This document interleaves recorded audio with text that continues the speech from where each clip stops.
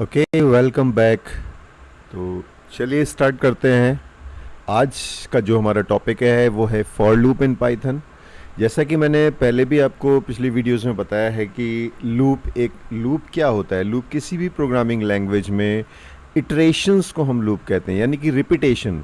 Loop means repetition. तो यहाँ पर फॉर लूप क्या है? For loop, there are 3 types of loop in Python programming: for loop, while loop and do while loop.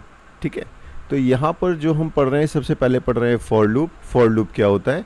A for loop is use to iterate over a sequence, यानी कि ये एक particular sequence को repeat करता रहता है। एक particular sequence में कंडीशंस को रिपीट करता रहता है with the help of for keyword.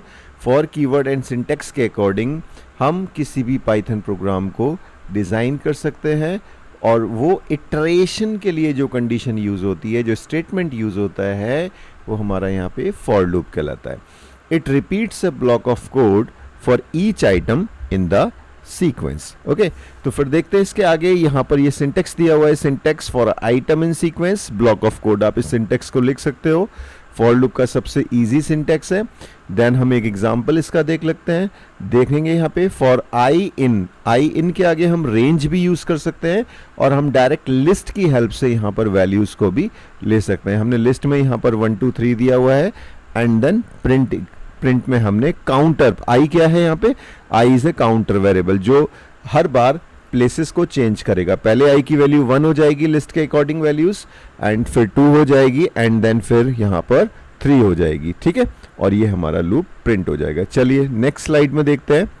Using range method, range function या range method and function are same. यहाँ पर रेंज मैथड क्या है?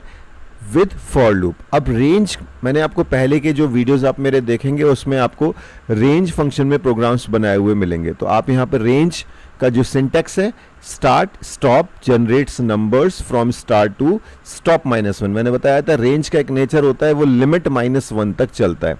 Commonly use to repeat code a specific number of times. जैसे फॉर आई इन रेंज, और इसके अंदर जो लिमिट दे रखी है हमने 5 दे रखी है, और प्रिंट के आगे हेलो दिया हुआ है जो डबल इन्वर्टेड कॉमा के अंदर स्ट्रिंग है, तो वो एज इट इज प्रिंट होगा। और आई जो है वो काउंटर है, यानी कि काउंटर हमेशा 0 से शुरू होगा।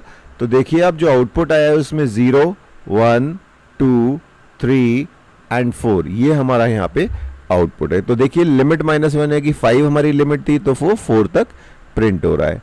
तो आप इसके आगे जो एग्जाम्पल्स हैं वो भी देख सकते हैं। यहाँ पर जैसे H और I हमने डबल इन्वर्टेड कॉमा एक स्ट्रिंग में लिया हुआ है,